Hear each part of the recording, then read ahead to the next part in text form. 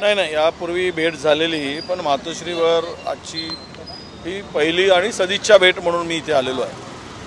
मातोश्रीची भेट ही विरोधी पक्षनेता झाल्यानंतर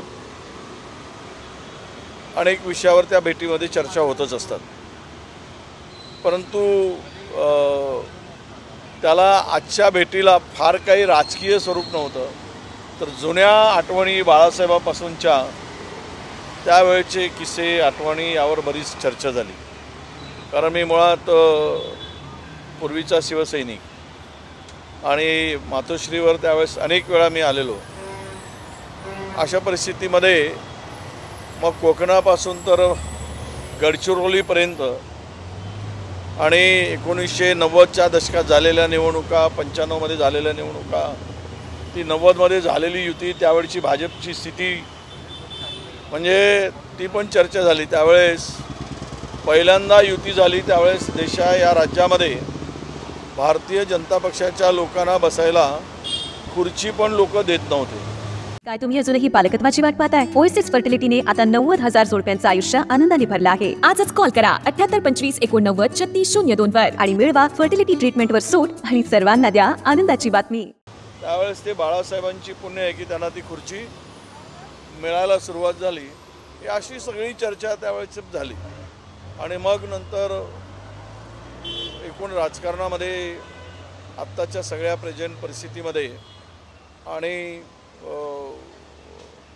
आघाडी इंडियाची बैठक इथपर्यंत या चर्चेचा सूर होता। इंडियाच्या बैठकीच्या संदर्भातही आम्ही पुढचं प्लॅन कसं असेल, कोण कोण मुख्य नेत्यांना रिसीव्ह करणारे कोण असणार, काय करणार आणि त्यांना पोहोचवण्याचं त्यांची व्यवस्था, पुन्हा त्यांना विमानतळापर्यंत प्रोटोकॉलनुसार पोहोचवणं आणि विरोधी पक्षनेता म्हणून या सगळ्या VIPची एकूण सुरक्षा ही सुद्धा मी मुख्यमंत्र्यांना पत्र दिलेलं आहे। मग त्यावर चर्चा झाली की यांच्या सुरक्षेचं काय, तर पुढच्या आठवड्यामध्ये या सुरक्षेच्या संदर्भामध्ये शासनाच्या अधिकाऱ्याबरोबर किंवा मुख्यमंत्री आणि गृहमंत्री यांच्याबरोबर ती चर्चा होईल। आणि कारण हे सगळे VVIP आहेत, अनेक राज्याचे मुख्यमंत्री आहेत, काँग्रेसचे प्रमुख सगळे नेते आहेत, तर ही सगळी अशी चर्चा या भेटीच्या निमित्तानं झाली।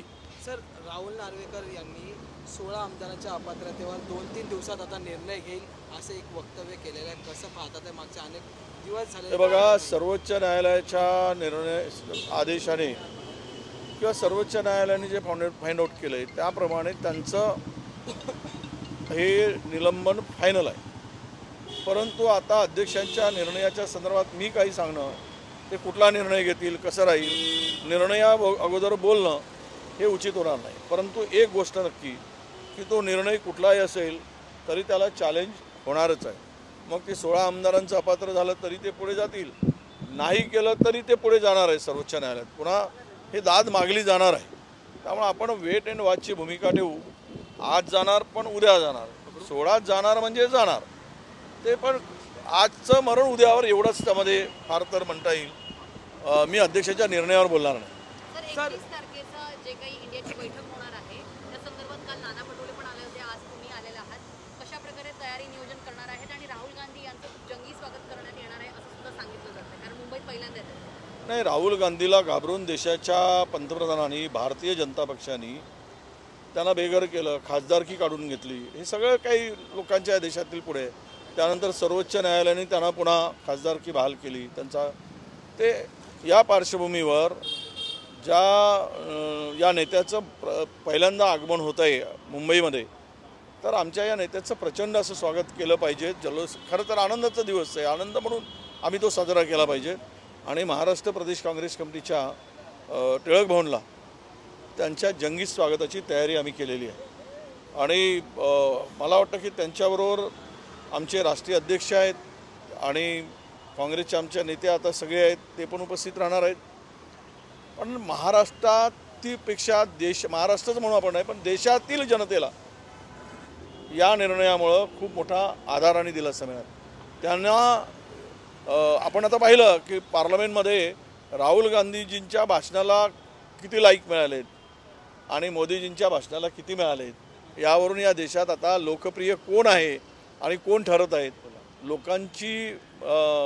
लोकांचा विश्वास हा आता राहुल गांधींच्याकडे मोठ्या प्रमाणात आहे आणि तो दिसतो आहे. सर, महाराष्ट्र सरकारने पुन्हा एकदा आनंदाचा शिदा वाटण्याचा निर्णय जो आहे तो घेतलेला आहे. गौरी गणपतीच्या वेळेस हा देण्यात येणार आहे.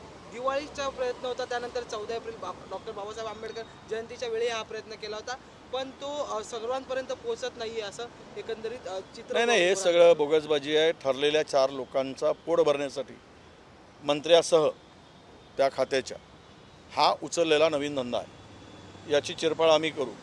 केवळ ते मार्केटिंग फेडरेशनचा काम त्यांना द्यायचं, त्यांनी ठरलेल्या 2-3 लोकांना हे 500-700 कोटी रुपयाचं काम द्यायचं, 100 रुपयाचा शिदा म्हणून गरिबाला दाखवायचं आणि शासनाची तिजोरी लुटायचं, हा धंदा इथे आहे. हे आनंदाचा शिदा आनंद त्यांना देणारा नाही आहे का. 1 किलोनी डाळीने, 1 किलो साखरेने, 1 किलो तेलाने जीवनात आनंद येतो काय. त्याला 1400 रुपयाचा सिलेंडरवर 500 रुपये सबसिडी दिली असती तर महिलांच्या चेहऱ्यावर आनंद आला असता. ते करणं नाही. आणि वाढलेले तेलाचे दर आहेत, वाढलेले सगळे जीवनावश्यक वस्तूंचे दर आहेत, डिझेल वाढलेत, पेट्रोल वाढलेत, हे सगळं लुटायचं आणि आनंदाचा शिदा मंत्र्यांच्या आनंदासाठी आहे, सरकारच्या आनंदासाठी आहे. ते आनंद पैशाने लुटण्याचा आनंद जो त्यांना मिळणार आहे तो आनंद हा म्हणून त्यांना दुसऱ्याकडे बोट दाखवून स्वतः आनंद घेण्यात धन्यता आहे म्हणून ते करतायत. सर, लोकसभेच्या आढावा बैठक प्रत्येक पक्षाकडून सुरू झालेल्या आहेत, पण मुंबईतील ज्या 2 जागा आहेत म्हणजेच उत्तर दक्षिण मुंबईचा भाग असेल आणि पश्चिम मध्य मुंबईचा भाग असेल, तिथे शिवसेनेचे 2 खासदार होते जे आता शिंदे गटात गेलेले आहेत आणि याआधी काँग्रेस आणि शिवसेना यांच्यात ही लढत असायची, आज सरळ लढत होती. मग यावेळेस काँग्रेसकडून त्या जागेसाठी काही आग्रह असणार आहे का? नाही, या अजून त्या संदर्भातल्या चर्चाच नाही. चर्चा ज्यावेळेस होईल आणि चर्चा राज्यस्तरावर होईल, चर्चा राष्ट्रीय स्तरावर होईल, हायकमांडच्या पुढे ह्या सगळ्या विषय येईल. पण आज तरी लोकसभा लोकसभा जागा शीट शेअरिंगच्या संदर्भात, वाटपासंदर्भात कुठलीही चर्चा नाही.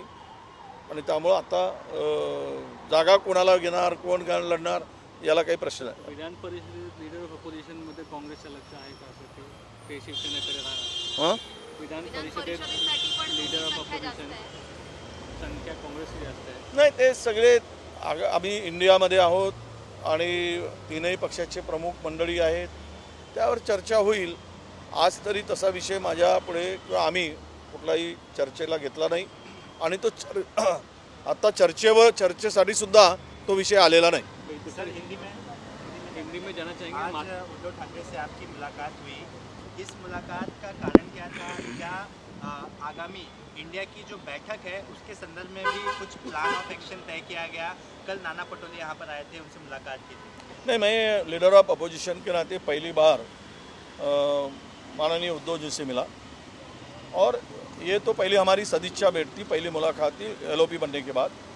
और स्वाभाविक है कि जब हम 2 राजनेता मिलते हैं तो उसमें राजनीति पे चर्चा होती है. महाराष्ट्र के जो विद्यमान सरकार है उसके बारे में चर्चा होती है, किस ढंग से चल रहा है.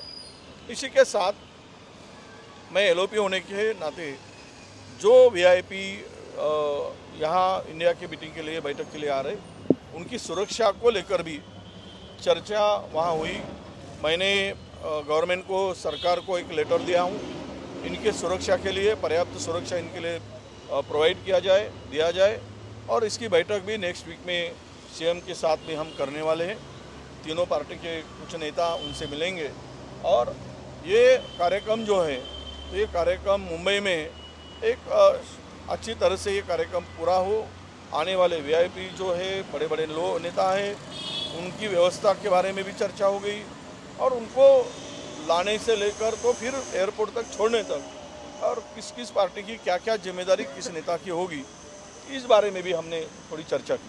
राहुल गांधी मुंबई में पहली बार आने वाले हैं. उनकी संसद सदस्यता जब रद्द हो गई थी उसके बाद आप सुना? नहीं, देखिए, राहुल गांधी से डरकर ये देश की सरकार बहुत डरती है. वो एक दहशत जो होती है, वैसी दहशत राहुल गांधी के नाम से इस सरकार के दिमाग में, और इसीलिए उनको बेघर करने की कोशिश की. उनका पार्लियामेंट का सदस्यत्व रद्द करने की बात होगी और की गई, ये उनका सदस्यत्व छीना गया. ये सब कुछ बातें आपके सामने हैं. माननीय सर्वोच्च न्यायालय ने उनको फिर से ये बहाल किया और वो होने के बाद, निर्णय के बाद, राहुल जी ने राहुल जी मुंबई में आ रहे और वो मुंबई में आने के बाद में उनका बड़े जोर से स्वागत करना ये हमने तय किया है, कांग्रेस ने तय किया है और जल्लोष से होगा, क्योंकि राहुल जी ने जिस ढंग से पार्लियामेंट में इस देश के लोगों का आवाज़ उठाया, आवाज़ रखा और आज पूरा देश उनके तरफ ये राजनीति, हुकुमशाही राजनीति के जो दबंगशाही राजनीति है उसके खिलाफ में लड़ने वाला एक योद्धा के रूप में उनके तरफ देखा जा रहा है। तो हमें इसका गर्व है और हम जल्लोष से उनका स्वागत करेंगे। सर, विधानसभा अध्यक्ष ने कहा है कि 16 आमदारों का जो निलंबन है उसके ऊपर आगे 2-3 दिन में हम जो है वो निर्णय दे देंगे। अभी ठीक है, इतना तो टाइम तारीख पे तारीख तो बढ़ती गई, पर अभी 2-3 दिन में अगर वो निर्णय की बात करते हैं तो हम उनका स्वागत करेंगे। और बात यह है कि स्वागत करते वक्त वो निर्णय क्या आएगा, निर्णय कुछ भी आए तो दोनों पार्टियां अगर इनके फेवर में आए तो वो भी जाना है। पर एक सीधी बात ऐसी कि सुप्रीम कोर्ट ने जो अपने निकाल में जिस बातों को लेकर ये इनके तरफ ये मामला सौंपा है, ये इनके तरफ भेजा है, तो इससे मुझे पूरा विश्वास है ये 16 एमएलए को घर जाना तय है, आज नहीं तो कल, पर जाना ही पड़ेगा ऐसा मुझे लगता है। सर, एनसीपी में फूट पड़ने के बाद शरद पवार ने पूरे महाराष्ट्र का दौरा करना शुरू किया। अब अजित पवार ने अपने सारे मंत्रियों को सड़क पर उतारना शुरू कर दिया है, महाराष्ट्र के सारे जिलों में दौरा करने के लिए कह दिया है। आप इसे किस तरह से देखते हैं? क्या शरद पवार से अजित पवार की टीम डर गई है या फिर कोई और इसमें चीज़ें? बात सीधी है, हर कोई अपने खुद के लिए लड़ने का प्रयास करता है। ये जो आमदार अब रास्ते पर उतारने की आया, आमदार घूमेंगे, मंत्री जाएंगे, इस मंत्री को कौन साथ देने वाले? आम जनता में ये जो निर्णय हुआ है पक्ष तोड़फोड़ करने का, उसके खिलाफ में जनता में आक्रोश है। ये अगर रास्ते पर उतरेंगे तो लोग रास्ते पर से भी भगाएंगे। ये माहौल पूरे महाराष्ट्र में, तो ये घूम के क्या फ़ायदा है? केवल सत्ता की गाड़ी लेकर और मंत्री पद की कुर्सी पे बैठ के ये जनता के दिल में नहीं उतर सकते।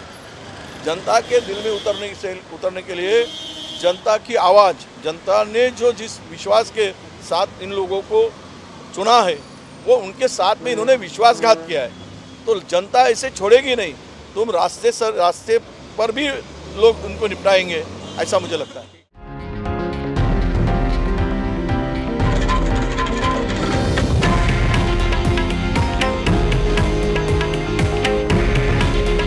हे आहे देशातील नंबर 1 न्यूज नेटवर्क आणि आपण पाहत आहात TV9 मराठी। काळजी तुमची, हित महाराष्ट्राचं।